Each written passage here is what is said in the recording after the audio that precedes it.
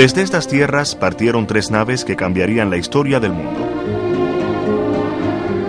Cristóbal Colón se convierte en el símbolo de una nueva época y su llegada a América, el motor impulsor de un gran imperio en cuyas fronteras no se oculta el sol.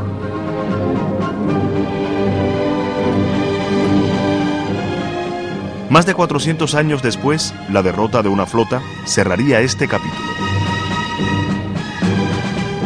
Oculto no solo por las cálidas aguas del Caribe, el Cristóbal Colón es también un símbolo del final de una guerra, de venida espléndida para unos, un desastre para otros, y la postergación del sueño de independencia para los cubanos, por el cual habían luchado muchas generaciones.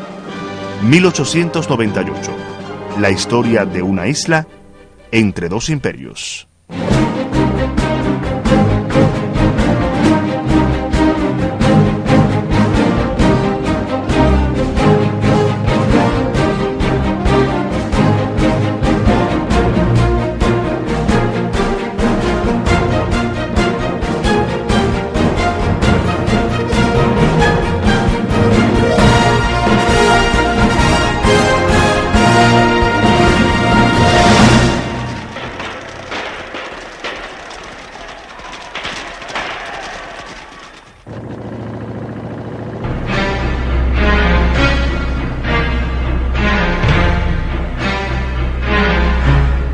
Hacia el Caribe dirigen sus miradas todas las grandes potencias del mundo en el verano de 1898.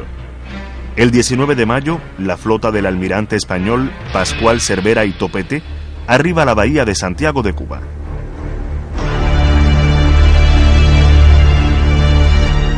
Se convierte esta ciudad en el escenario principal de una guerra que cambiará el curso de la historia y generará múltiples significados.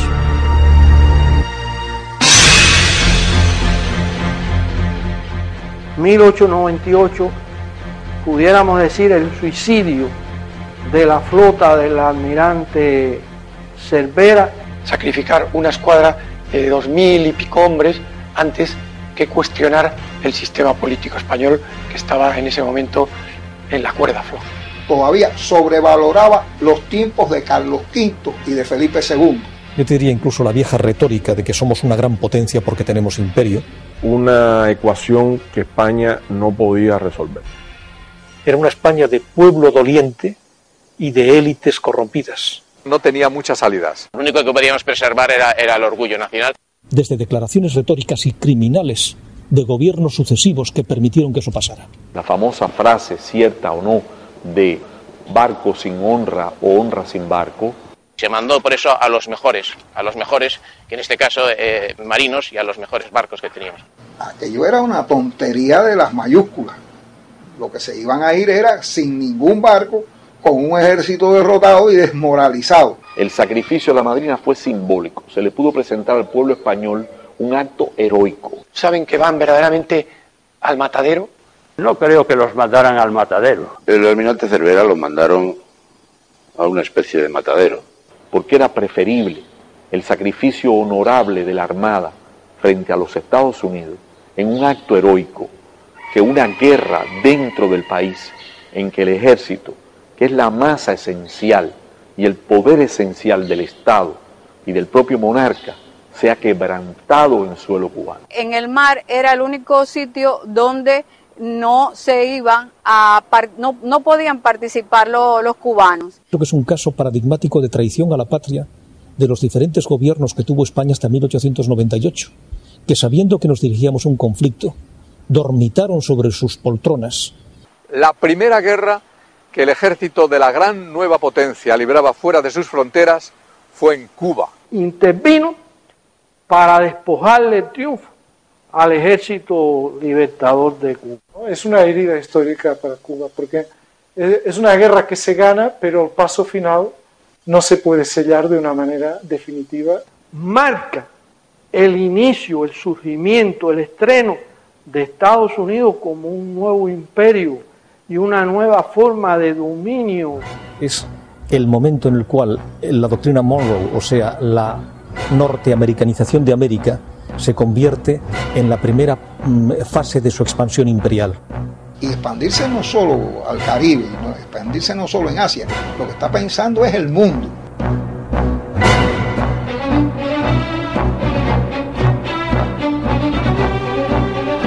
En 1898 están las claves para comprender por qué la bahía de Guantánamo es una base militar de los Estados Unidos, Puerto Rico, un estado asociado, y la pequeña isla de Guam, uno de sus dominios coloniales.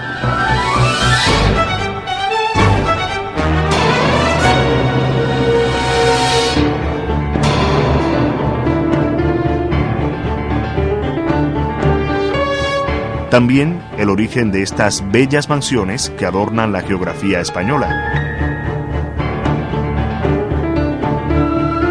Aparentemente poca relación tendría ese año con esta reconocida cadena de tiendas o con el sistema eléctrico o telefónico de España. Tampoco con el restaurante habanero El Floridita. Sin embargo, en la guerra hispano-cubana norteamericana se hallan también las respuestas a esos y otros múltiples aspectos del presente, entre ellos el origen de una de las bebidas cubanas más conocidas, el daiquiri.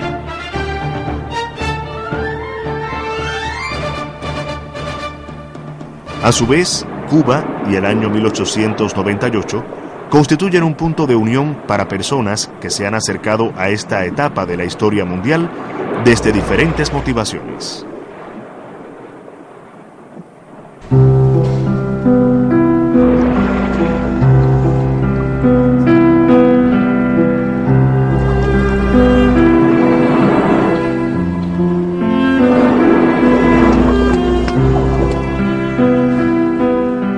Estamos en un museo singular, es mi casa, porque precisamente aquí entre estas paredes se conserva parte de la historia de la familia Cervera, del almirante Pascual Cervera Topete, que hace más de 100 años estuvo luchando en la guerra hispano-cubano-norteamericana.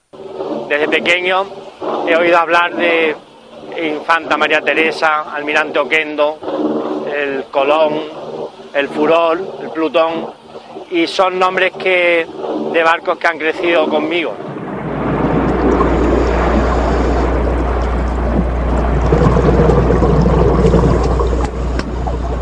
Pero nunca habíamos llegado a este momento histórico, verdaderamente emotivo, de tocar con nuestras manos, yo diría con un afán más de toque que de caricia, los restos gloriosos del Oquendo.